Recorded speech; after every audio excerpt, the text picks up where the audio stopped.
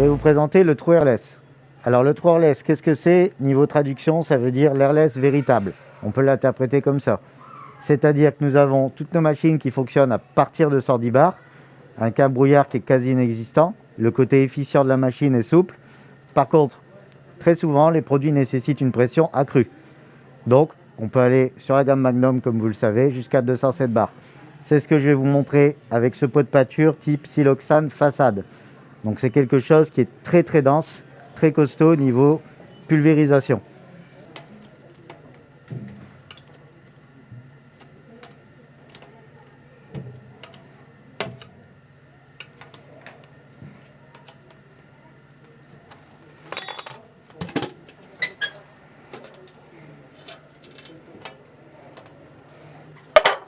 Donc comme vous le voyez, le pot n'est pas mélangé, il n'y a aucune pâture sur le couvercle. On va le mélanger à l'aide d'une visseuse avec un malaxeur. Donc généralement, pour se repérer pour un pot qui est bien malaxé, ça va être une pâture qui est homogène en surface au niveau de la teinte et quelque chose qui va commencer à buller en surface. Ça veut dire que votre pot est bien homogène, bien aéré. Donc ça va peut-être être un peu long la vidéo, il y en a pour 5 minutes. Donc un petit conseil qui n'a rien à voir avec nos unités, mais qui est quand même bienvenu. Toujours prendre un malaxeur sans pâture dessus, parce que vous pouvez avoir des résidus qui tombent dans votre pot. Voilà, donc là on voit quand ça coule du malaxeur, on a quelque chose d'homogène, il n'y a pas de grumeaux.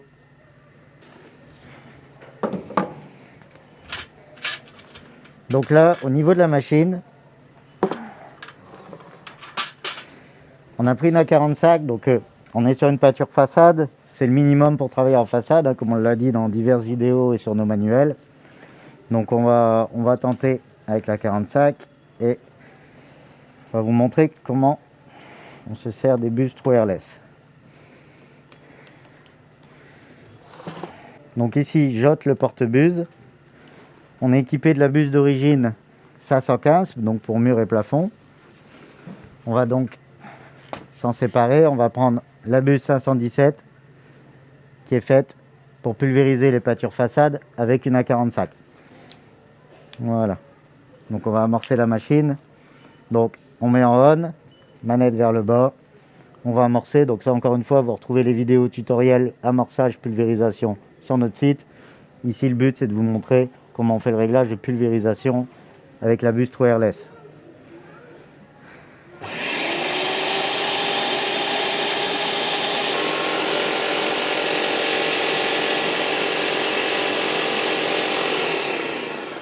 Donc ici, j'ai mis en start, j'ai amorcé ma pompe.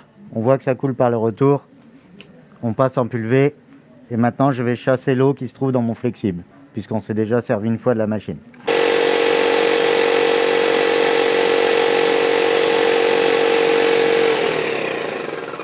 Voilà, donc là, j'ai ma pâture qui est sortie par le poiteau du pistolet. On va donc replacer la buse.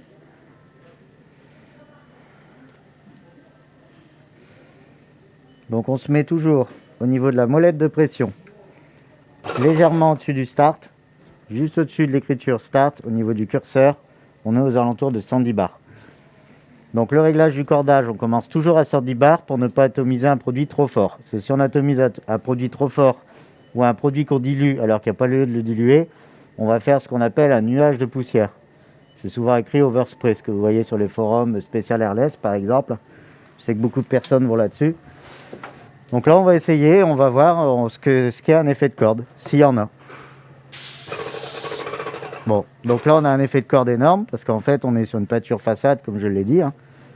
Donc l'effet de corde, c'est quoi? C'est un spray qui n'est pas du tout homogène, et un trait de chaque côté du spray, en surépaisseur. Donc tant qu'on a ce problème-là, on va monter la pression de la machine. Et là, comme vous voyez, je n'ai pas essayé, mais vu le produit, il y a de fortes chances qu'on monte la pression.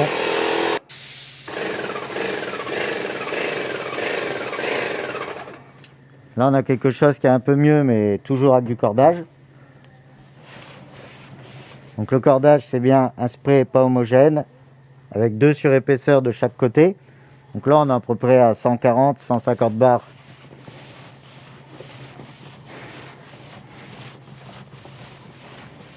Étant donné qu'il fait très très chaud aujourd'hui, hein, il fait plus de 30 degrés, on est sur une façade. Tu mets à fond? Là, je mets à fond. parce que là, il fait très très chaud.